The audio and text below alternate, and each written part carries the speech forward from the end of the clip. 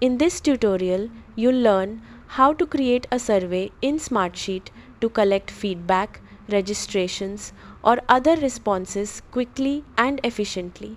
Open your Smartsheet sheet and click Forms, then select Create Form. Give your survey a clear name so respondents know exactly what they're filling out.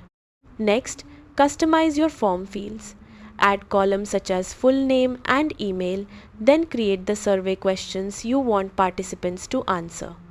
You can use text fields, drop-downs, checkboxes, or other field types depending on the information you need.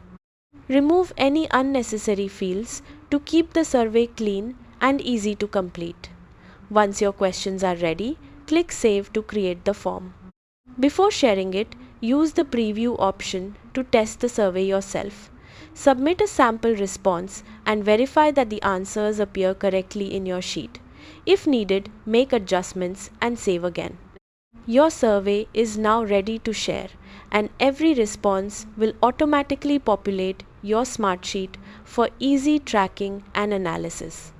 Thanks for watching.